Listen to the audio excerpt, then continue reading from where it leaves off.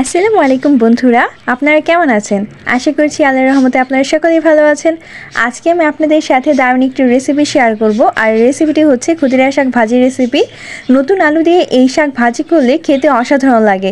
আমি যেইভাবে এই শাকটা ভাজি করি আজকে সেই রেসিপিটাই আপনাদের সাথে শেয়ার করব। রেসিপিটা বানানোর জন্য এখানে আমি 2 মুঠো ক্ষুদিরার শাক নিয়েছি। এই শাকটা আপনারা অনেকেই চেনেন, আবার অনেকেই চেনেন না। যারা চেনেন তারা অবশ্যই জানেন এই শাক খেতে খুবই মজার হয়। আপনাদের দেখার সুবিধার্থে আমি এই শাকটা দেখাচ্ছি। দেখতেই পাচ্ছেন এই শাকটা দেখতে অনেকটা ডাঁটা শাকের মতো হয়, কিন্তু উপরে ফুল হয়। এই শাকটা কিভাবে বেছে নেব সেটাই আপনাদের দেখাচ্ছি। নরম ডাঁটা সহ শাকটা নেব আর শক্ত ডাঁটাগুলো ফেলে দেব।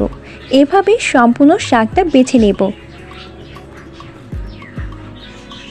শাক বাছা হয়ে গিয়েছে আর শাকগুলো আমি ভালোভাবে ধুয়ে পানি ঝরিয়ে নিয়েছি। শাক যেহেতু আলু দিয়ে ভাজি করব, এই জন্য আমি 2টা নতুন আলু নিয়েছি আর আলুগুলো ছোট ছোট কিউব কিউব করে কেটে নিয়েছি। এবার রান্নার জন্য চুলায় একটি প্যান বসিয়ে দিয়েছি আর এতে রান্নার তেল দিয়ে দিলাম। তেল গরম হয়ে আসলে কেটে রাখা আলুগুলো দিয়ে দিলাম। নেড়ে চেড়ে আলুগুলো 2 মিনিটের মতো ভেজে নেব।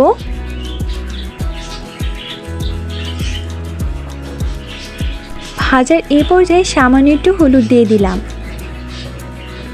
অল্প একটু লবণ দিয়ে দিলাম, এতে করে আলুগুলো তাড়াতাড়ি সেদ্ধ হয়ে যাবে। এবার নেড়েচেড়ে হলুদ লবণের সাথে আলুগুলো ভালোভাবে মিশিয়ে নেব।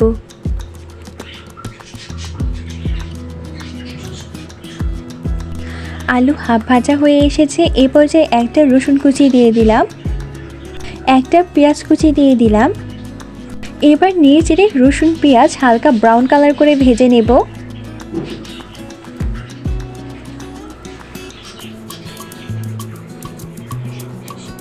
পেঁয়াজ রসুন ভাজা হয়ে এসেছে। এ পর্যায়ে ফালি করে কাটা 4টা মরিচ দিয়ে দিলাম। ধুয়ে রাখা ক্ষুদিরার শাকগুলো দিয়ে দিলাম।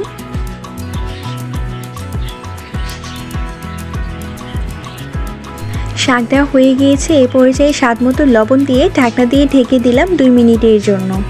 ফিরে এলাম 2 মিনিট পর। শাকগুলো কমে প্রায় অর্ধেক হয়ে এসেছে। এ পর্যায়ে শাকগুলো ভালোভাবে নেড়ে চেড়ে দিতে হবে। চুলার আঁচ লোতে রেখে 2 মিনিট পর পর শাকগুলো ভেজে নিতে হবে। আমার চ্যানেলে যারা নতুন তারা কিন্তু চ্যানেলটা সাবস্ক্রাইব করে লাইক কমেন্ট শেয়ার করে দিবেন। শাক ভাজি হয়ে গিয়েছে, দেখতেই পাচ্ছেন শাকের কালার কিন্তু সবুজই রয়েছে। এই পর্যায়ে শাকটা আমি নামিয়ে নেব।